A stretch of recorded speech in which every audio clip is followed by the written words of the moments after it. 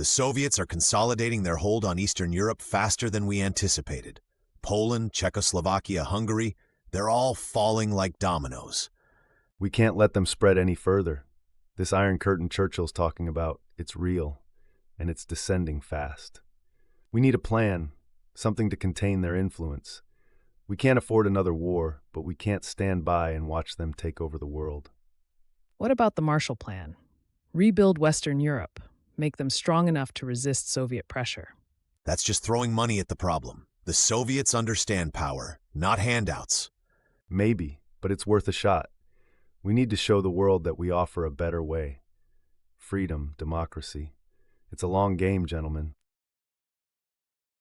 They did it. 1949, they have the bomb. How is that possible? We thought we were years ahead. They had help, spies, we underestimated them. This changes everything. We need to accelerate our own program, double it, triple it. We can't let them gain the upper hand. It's not just about bombs anymore, it's about delivery, missiles. We need to be able to reach them. Sputnik's orbit is stable. Repeat, Sputnik's orbit is stable. Gentlemen, this is not a drill. The Soviets are in space. We are behind. Mr. President, the Soviets are making rapid progress in space.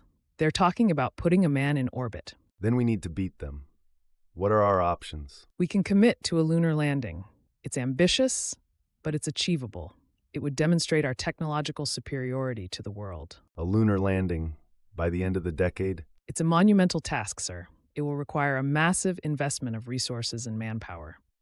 Then let's get to work.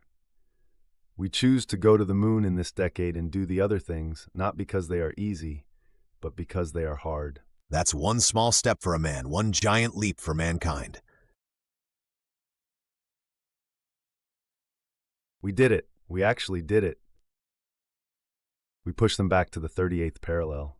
Show those commies we won't be trifled with.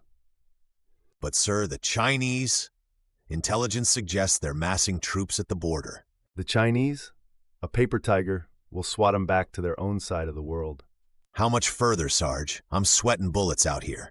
Just keep moving, soldier. Charlie ain't gonna wait for us to catch our breath. Ambush, they're everywhere. Mr. President, reconnaissance photos confirm Soviet missiles in Cuba. They're pointed directly at the United States. This is an act of war. We need to respond decisively, but we can't risk all-out nuclear conflict. Agent X reports the defector has valuable information regarding Soviet missile capabilities. Neutralize Agent X and ensure the defector never reaches the West. The Strategic Defense Initiative, Star Wars as the media calls it, will render Soviet missiles obsolete. It's an ambitious project, General, highly complex, but if we succeed, we'll have a shield against nuclear attack. The Americans, Star Wars. They mock us, but can we truly compete? Our factories produce tractors that don't start, and missiles that, well, let's just say quality is not their strength. Comrade General Secretary, we must increase production, demand more from the workers. More? They are already working themselves to death. The shelves are empty. Their spirits are broken. We must remind them of the glories of the revolution, stiffen their resolve. Resolve cannot fill an empty stomach. Careful, child. The walls have ears. They can listen all they want. Everyone knows it's a lie. This glorious socialist paradise, it's a prison. I fought for this. I believed in it. And what did it give you? Empty promises, empty shelves, a life of fear. The Berlin Wall is open.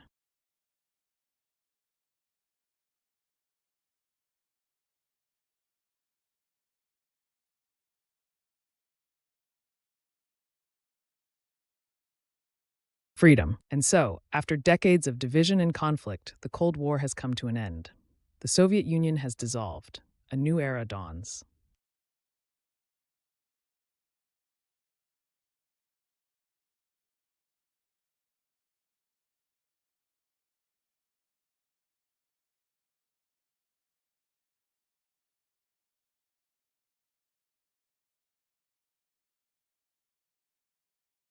This was a time of great danger, but also of great innovation.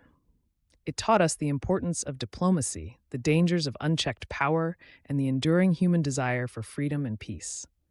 Lessons we must never forget.